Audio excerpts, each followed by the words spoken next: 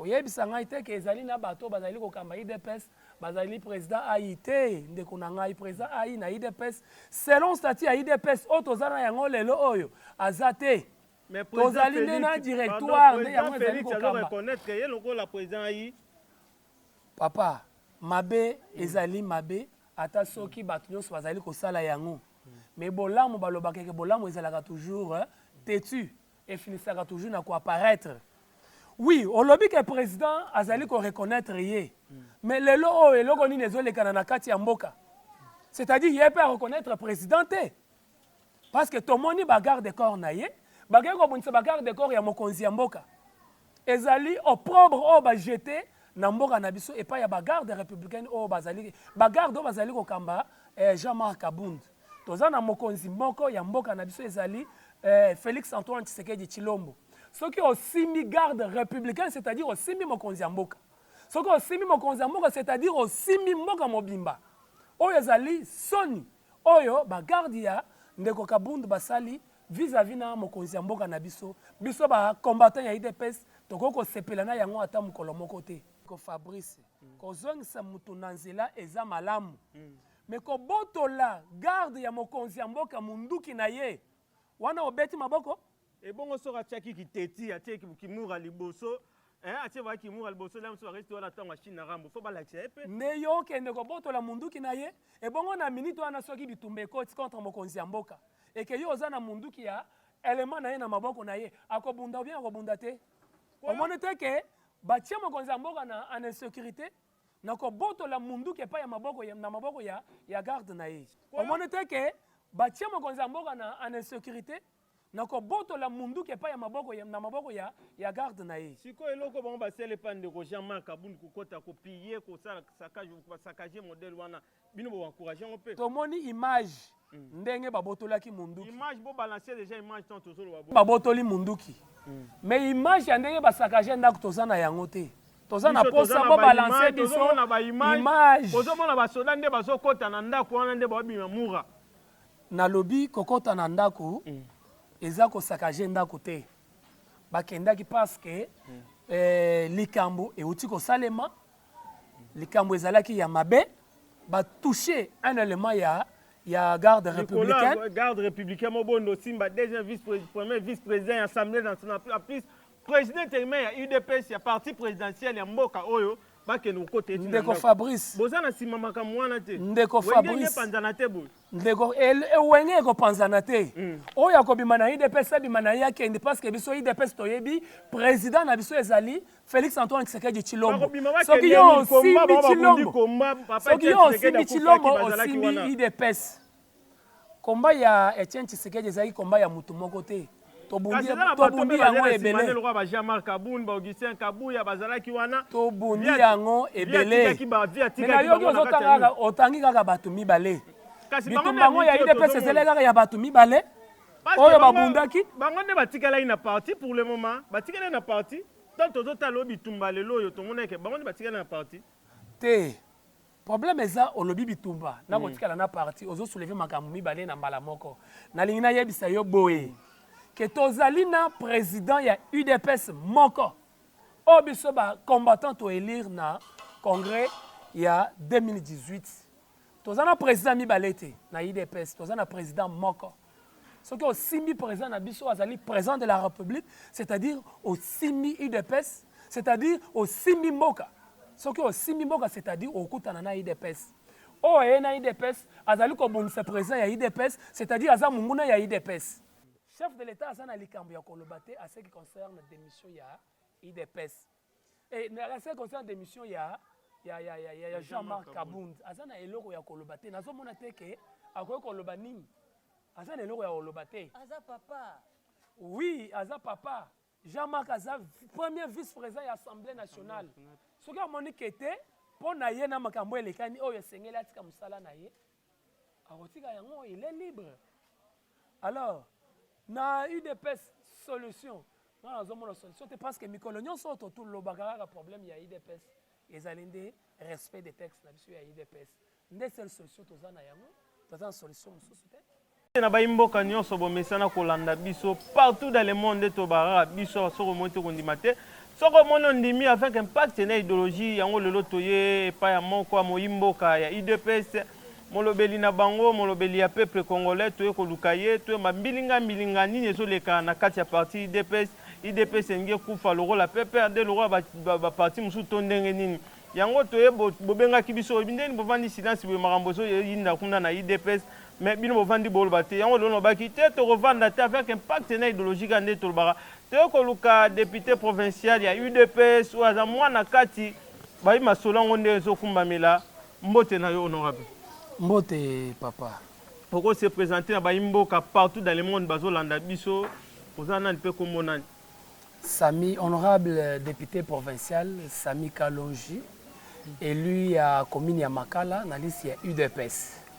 Oui, honorable Sami toye lelo banaza penga moko te nazana ndeko nanga junior olo to sangani poto panja tekeka na ndenga idéologie mbote na ndeko. Mbote ndeko Fabrice. Bon, lelo toye honorable babi batula pakaba mon appelé ve sombele suka bisangara ndeto bafato bande mission mbote na vie nanga zena ba depuis Paris babi ba combattre sur la IDPS vie nanga Roger Luma vie nanga beaucoup flash vie nanga kanga ba photo kuna na poto babi mokanga solo ezalio pire petit na yo toye sur le terrain poto lobela bino poto katoza biyano ni nezoleka na kati ya IDPS papa Sami toye lelo to kimbilinga avant to tamena no ba question na biso mbutu ba combattant ba bi bazo telemela ba conseiller nyonso ya parti balonga problème ni zaku. Oui, effectivement ndeko Fabrice mbutu ezali na kati ya mboka mais mbutu na IDPS ezate par rapport ya oyo tomoni na oyo toyoki na oyo tosimbi na maboko yango nde esali eke mboka eningana Kinshasa eningana lelo mutu nyonso azali komituna ke nini ezali kolekala na kati ya IDPS bakombata bazomona bakombata pe bazoyoka IDPS ezali na mokonzi moko baza mibale te eza kaka moko oyo azali mokonzi ya mboka Félix Antoine Tshisekedi Tshilombo oyo biso bakombata ya IDPS topondaki na kati ya congrès topesaki ye ngwende po akamba IDPS lokola président ya UDPS. Tant toponier na congrès mbala na sima na yango population congolaise epesi ye pouvoir po ete akamba mboka ye wana mutu azali kokamba mboka na mukolo ya lelo iki eza na kati ya UDPS te mais iki ezali na kati ya population. Ce que olobi bongo tolandi bien président na ministre aza président ya tous les peuples congolais. Mais na kati ya IDPS eza mutu azo jouer intérim nango c'est Jean-Marc Kaboni. Yene mutu azo kamba makambo. Mais tant bazolo badaba combattant bazolo lelake mbutu makambo zo kamba zo tambola te c'est que IDPS yango e kabani to position na bien zandenge. Ouais, ndeko Fabrice IDPS eko kabwana te. IDPS eko kabwana te. Mais IDPS connaître ba moment ya boye ebele oyo peuple congolais pe ayebi o ngana zali koloba lelo même ba combattant IDPS nyonso bayebi ke to connaître bandeko mubaki o bayaki basali o bango bakokai kosala to connaître bandeko mavungu o basali o bakoko kosala to connaître ba masamba to connaître ba mutanda to connaître batu ebele na kati ya IDPS o baningisaka IDPS bakanisi ke ndenge bango bakokende nde bakokende IDPS etikali kokufa IDPS etikala kokufa te IDPS na sima ya liwa ya Etienne Tshisekedi ebele bakanisaki IDPS ekokufa mais IDPS ekufaki te to resistaki liboso ya mbonge to resistaki liboso ya makambo nyonso ti toye kozongisa IDPS na nzela toponi mokambi na biso o azali lelo mokambi ya mboka Félix Antoine Tshisekedi Tshilombo yende mutu azali président ya IDPS yende mutu azali kokamba IDPS yende azali mokambi ya IDPS malgré constitution ya mboka esali ete akoka ko gérer IDPS te parce que akomi président ya ba congolais nyonso akomi président ya ba parti politique nyonso akomi président ya ba masanga nyonso na kati ya mboka na biso ya Congo mais IDPS ndeko nanga lelo zozongisa ngai na ba débat mususu o to sala ba congolais bayebi yango pe bakino bayebi yango IDPS eza batu mibale te IDPS ezali lisanga po ete lisanga na ebengama lisanga ezali na statut na yango statut wana yango nde ebele lelo bazoyeba te ke que IDPS ezali statut na yango nde yango wana IDPS. Parce que soki statut ya IDPS ezate, toko benga te que Félix azali président ya IDPS. Toko benga te que Kabunda azali secrétaire général ya IDPS. Toko benga te que Kabuya azali secrétaire national ya général adjoint ya IDPS. Tozo benga bango ndenge wana par rapport ya statut ya IDPS.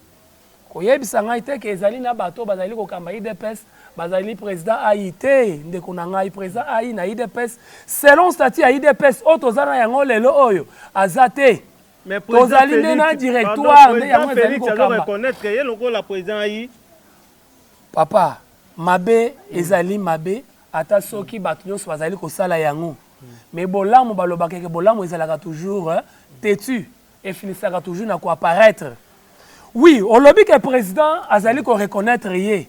Mais le lo et loko ni nezo le kanana kati ya mboka. C'est-à-dire il peut reconnaître le président té.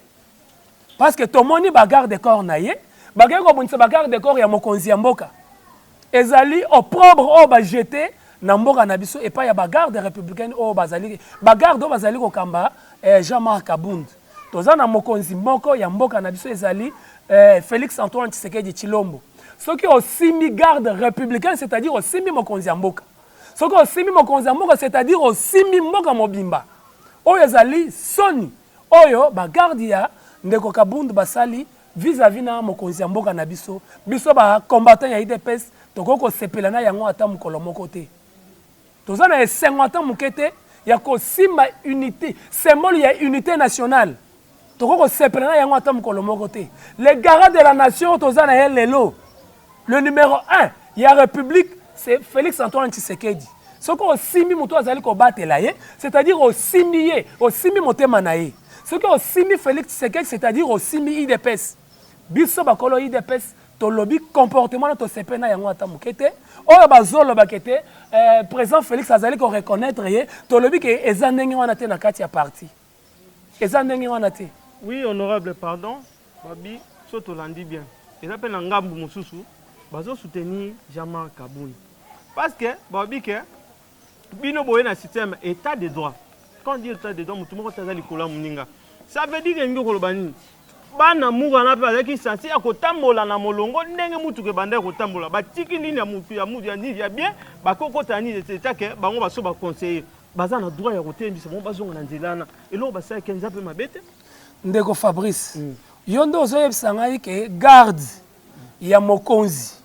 À côté de Mananzela, abanda ko réglementer circulation na nzela nde musala na ye yango wana. Mais tant moi eloko basali, eloko basali. Biso toza ba peuple congolais. Ndeko Fabrice. Mutu moko taza likolo mibeko. Tant baninga bazotambola na gauche. Bino oza bato mibeko. Fo bola biso nzela ke yoka ndeko Fabrice. Yoka ndeko Fabrice. Kozongisa mutu na nzela eza malamu. Mais ko botola garde ya mokonzi ya mboka munduki na ye wana obeti maboko e bongo soka tiaki kiteti atieki kimura liboso atie ba kimura liboso la mso reste wana tango china rambo fo balakisa epe ne yo kende ko botola munduki na ye e bongo na minute wana soki bitumbe koti contre mokonzi ya mboka e ke yo oza na munduki ya element na ye na maboko na ye akobunda ou bien akobunda te omone te ke batie mokonzi ya mboka na en insécurité nako boto la mundu ke pa ya maboko ya na maboko ya garde na ye siko eloko bango basele pande ko Jean-Marc Kabund ko kota ko piller ko sakaje modèle wana bino bo encourager on peut to moni image ndenge ba botolaki munduki image bo balancer déjà image tant tozolo baboye to moni ba botoli munduki mais image ya ndenge ba sakaje ndako tozana yango te tozana posa bo balancer biso image ozomona ba soda nde baso kota na ndako wana nde ba bima mura na lobby kokota na ndako eza ko sakaje ndako te bakendaki parce que likambo euti ko salema likambo ezalaki ya mabe ba toucher un élément ya garde républicaine mobondo simba deuxième premier vice-président assemblée nationale plus président intérimaire ya UDPS ya parti présidentiel ya mboka oyo bakeno kote ndeko Fabrice bozana sima makamwana te ndeko Fabrice panzana te bo ndeko wenge ko panzana te oyo akobima na IDPS abima na yake ndi parce que biso IDPS toyebi président na biso ezali Félix Antoine Tshisekedi Tshilombo soki yo simbi Tshilombo osimbi IDPS komba ya Etienne Tshisekedi ezali komba ya mutu moko te tobundi yango ebele le roi ba Jean-Marc Kaboun ba Augustin Kabuya bazalaki wana tobundi yango ebele mais na yoki ozotanga otangi kaka bato mibale bitumba yango ya IDPS ezele kaka ya bato mibale oyo babundaki bango nde batikala na parti pour le moment batikala na parti tant tozotala bitumba lelo oyo tomona ke bango nde batikala na parti te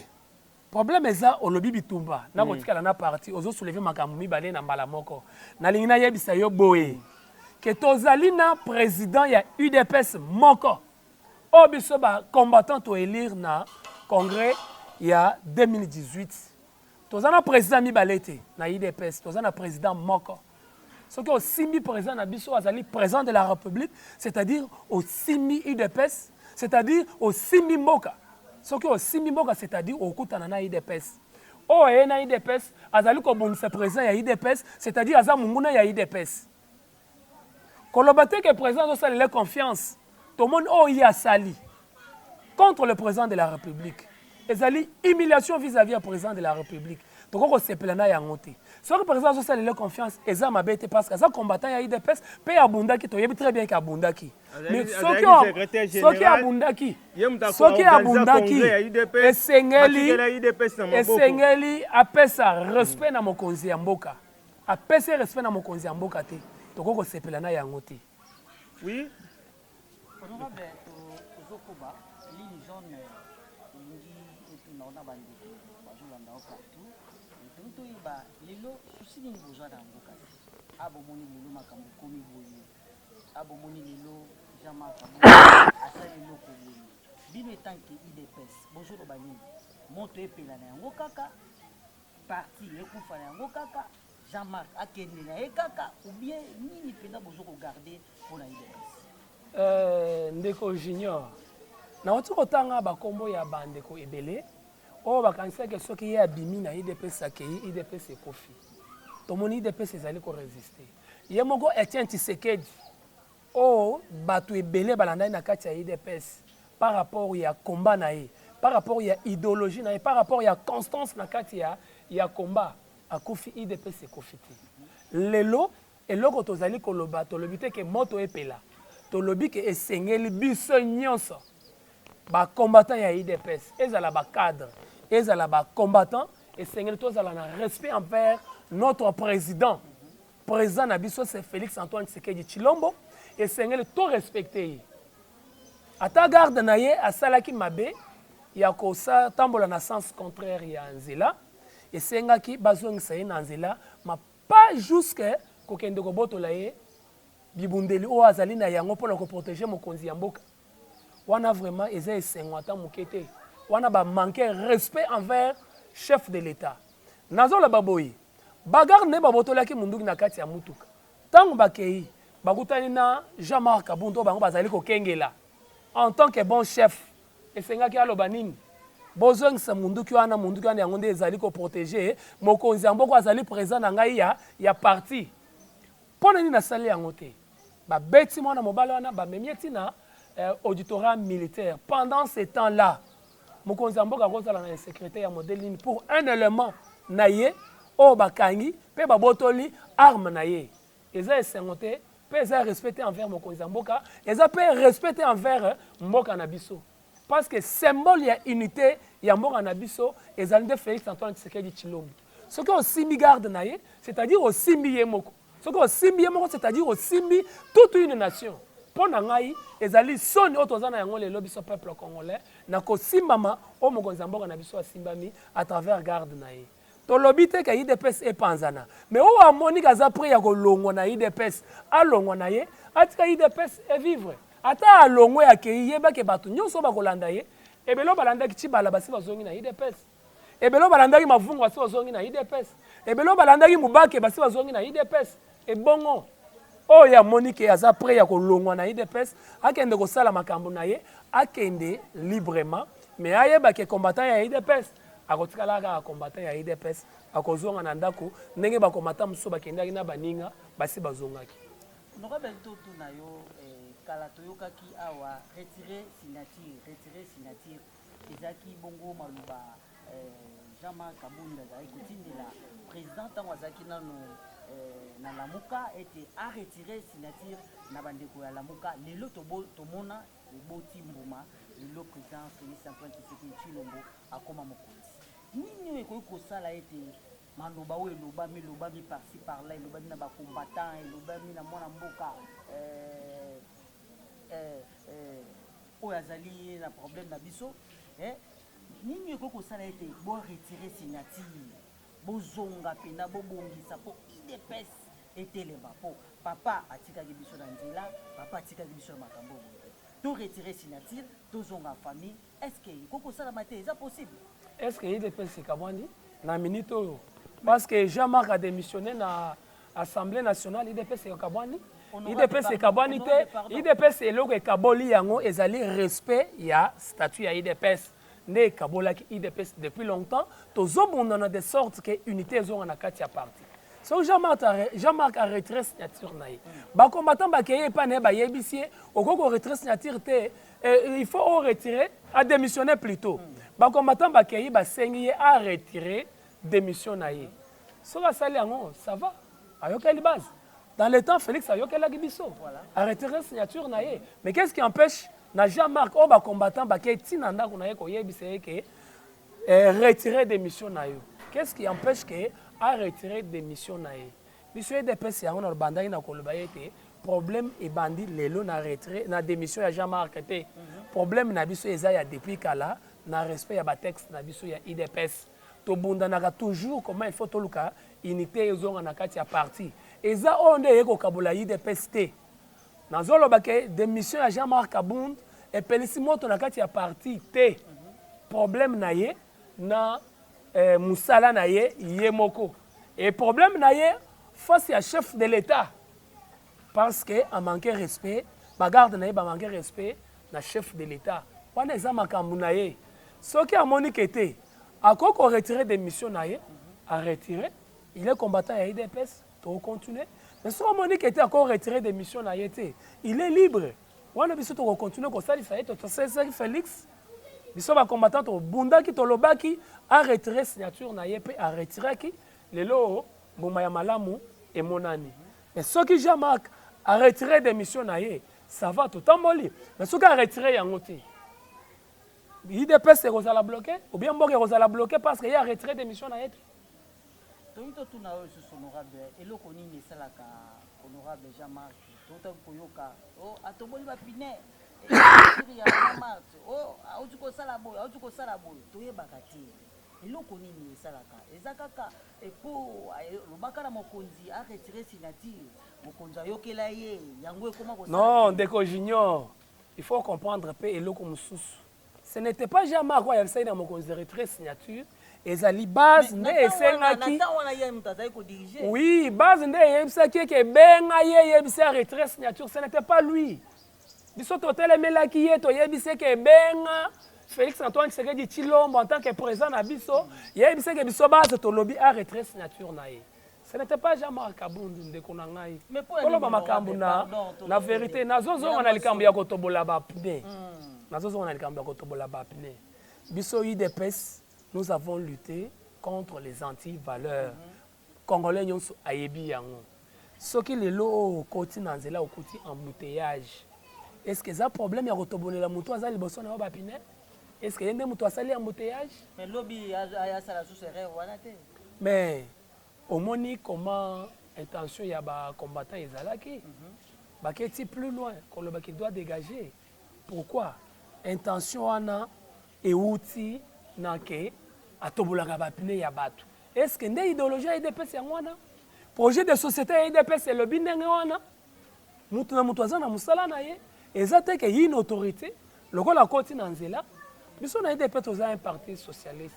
Un parti socialiste c'est un parti oyo ya ba camarade. Toza ba camarade. Tant na koti na nzela na koti ke camarade na ngai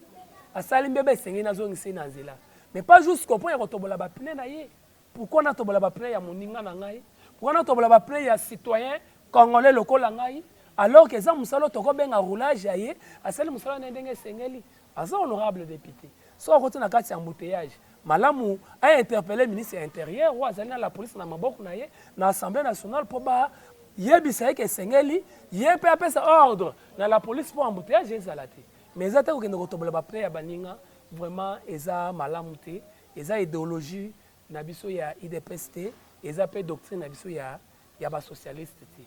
yambo nazongisa maloba epa ya mwana mboka Fabrice parce que totikeli na mwa minute moke mpo tolibere honorable toke toyeba mpona nini ezalaka kaka Jean-Marc bacadre na idps baza ebele babino ebozwa bacadre tolandaka wana assemblée provinciale wana bambodi oyo obimisaka wana lelo mpe kokotelema obimisi mpe bambodi mpe kinshasa eyokeni ngani mais pourquoi ezalaka kaka Jean-Marc eloko nini ezalaka nsima ya Jean-Marc avant tozongisa maloba pa ya ndeko Fabrice ndeko junior wana eza eloko akotuna Jean-Marc ye moko ye nde akoyebisa yo ke eloko nini ezalaka na nsima na ye mpo asala makambo nyonso azali kosala ngai nakoki koyeba te nini eza na nsima na ye parce que ngai nayebi te na idps ke tokoki kozala na comportement ya kotobolola bapneu ya baninga vraiment eza malamu te wana eza motuna oyo okotuna na Jean-Marc ye moko akoyebisa nini ezalaka na nsima na ye mpo ete etindika ye na kosala makambo nyonso oyo azali kosala. donc Fabrice moi quelque question pour tosilisa namoni tokomi vraiment na suka na biso mais eza na question moko ezotia makelele mboka ekufa déjà kala etake mambo ya idps mboka ekufa tu eza longo we wana eza kutu eloko ekosala débat te na bacongolais ekoki kosala débat te parce que congolais nyonso alobaka mboka oyo esi ekufa congolais nyonso alobaka mais président de la République aza congolais balingi bakomisa président de la République nani aza congolais aza mutu awuti libanda te aza belge te aza français te aza congolais aza mpe congolais afandi na Congo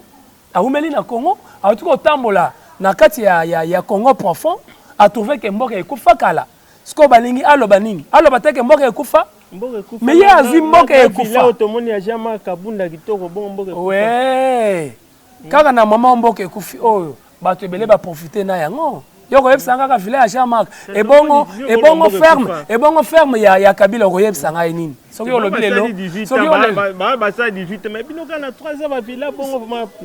mais ndeko na ngai mutu na mutu aza na temps na ye Kabunda azosala musala azwaka mpe salaire na ye aza mpe na bavantage na ye okopekisa ye te na basalaire na ye na bavantage na ye atonga vila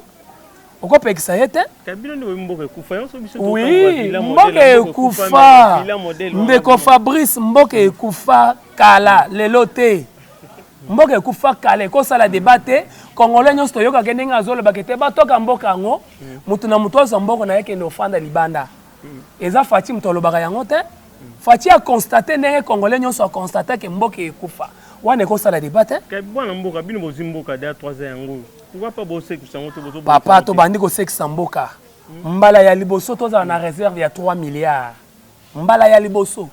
depuis 1960 ti lelo mpo oyebake tobandi kosekisa mboka mbala ya liboso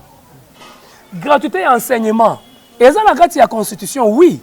mais c'est le seul Félix qui a eu courage wana ya kozwa risque wana mais ça moi bilinga non papa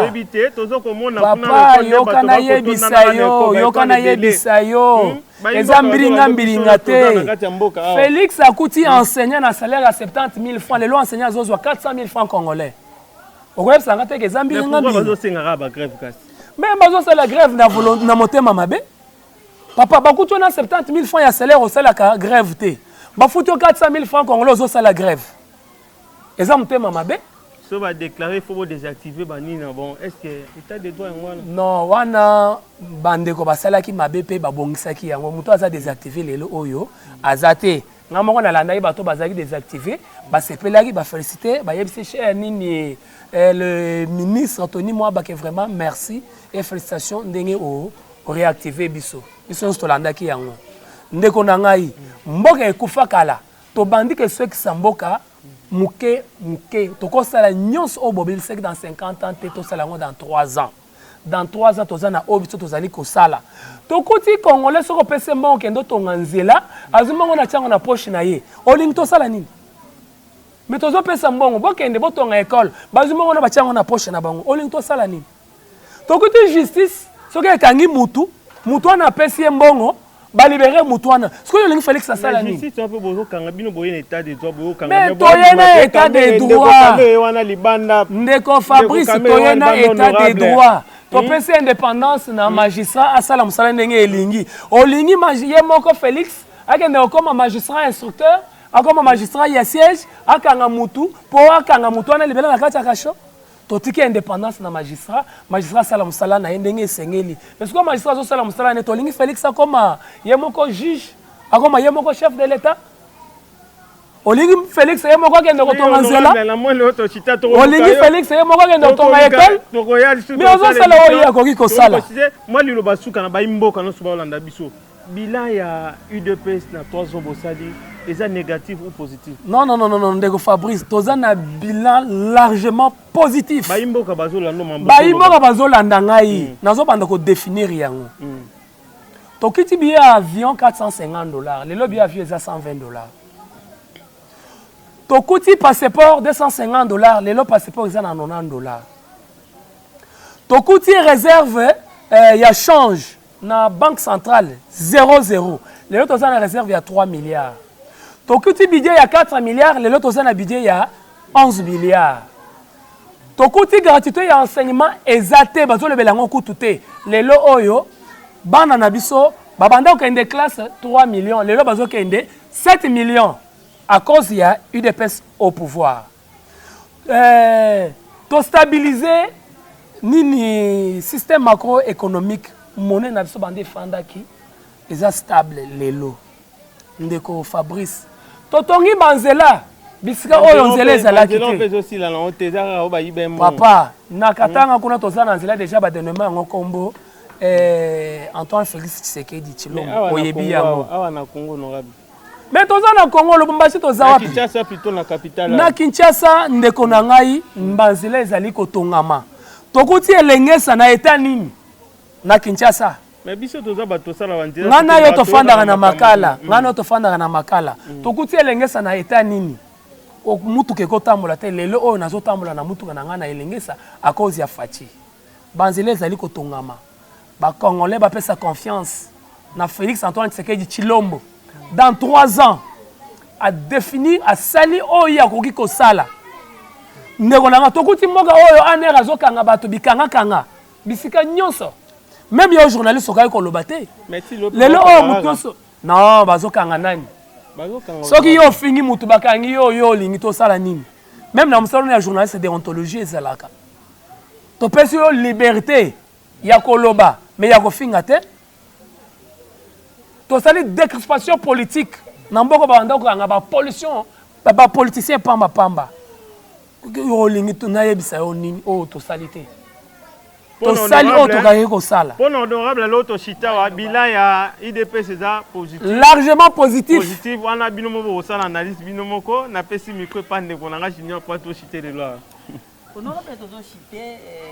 faut garder vraiment tamulayi makambo lobono belé vraiment ba mbodi penza po to yebi ete lobaka bien ba mbodi ekota penzo bimisa honorable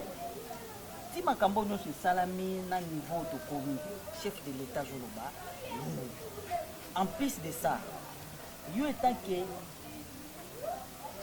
cadre ya IDPS solution nini yo kopesa to schéma nini yo kopesa lelo ba cadre ya IDPS ba membre ya IDPS to base ya IDPS bakokolanda po ezosala soni honorable PPRD koloba nini la moke koloba nini na makambo moi schéma moko boye IDPS ezwa pote to maîtriser ndenge balobaka bakino balobaka to tia na sei pote IDPS ekende d'accord merci ndeko junior na banda na koyebi soki na IDPS likambo eza te toza na makambo na biso na IDPS tobundanaka to trouver yango solution na likambo ozotuna nga chef de l'état aloba nini mais soki Jean-Marc Kabunda a déposé démission na ye akodéposa yango na mesa ya président de la république te akodéposa yango na administration ya assemblée nationale etali Jean-Marc ye moko olingi président aloba nini aloba na Jean-Marc ete kodémissionner te alors que Jean-Marc aza na posa kodémissionner par des choses le chef de l'état il est préoccupé na makambo ezali kolekana na kati ya mboka na bosana koyebisa ndeko Fabrice ke mais tokutaki bituma na ese mutu ata moko te azosala effort po esila mais esika tokomi oyo ozomona te ke quand même tozokende vers kosilisa bituma ya est eza parmi ba point fort na biso chef de l'état aza na likambo ya koloba te à ce qui concerne démission ya IDPS et à ce qui concerne démission ya Jean-Marc Kabund aza na eloko ya koloba te nazomona te ke akoki koloba nini aza na eloko ya koloba te aza papa oui aza papa Jean-Marc aza premier vice-président ya Assemblée nationale soki amoni ke te mpo na ye na makambo elekani oyo esengeli atika mosala na ye akotika yango il est libre alors na UDPS solution nga nazomona solution te parce que mikolo nyonso oyo totulobaka kaka problème ya UDPS ezali nde respect des textes na biso ya UDPS nde seule solution toza na yango toza na solution mosusu te en dehors ya o wana eloko mosusu eza te ndeko Fabrice des annonces oui kaka ndenge bozalaki ebele lelo mpona kolanda biso tokoya suku honorable boki nde topandi tekeka nde tobana ndenge ya idéologie na ndenge ya indusa biso soko moyen te kondima te biso tokitaka sur le terrain mpona kopanja teke mpona kopesa bino bamessage baévénement nini ezolekana na mboka na biso merci nde bozalaki ebele merci na bosusama babi bosusama aza déjà awa na Kinshasa babi depuis Hollande mwana Hollande akiti na Kinshasa ala mwa séjour na Kinshasa babi lobi tokolia ngulu pe tokosepela bosusama avec impact na idéologie mbote na nga na zena ba parisien ya qualité impact na idéologie boyisala yo mokili mbote na nga na vie na nga sengi Roberto babi fondation zara moko en Allemagne ya vie na ngai Beri Ilunga prêtre danger mwana yolo ya tongo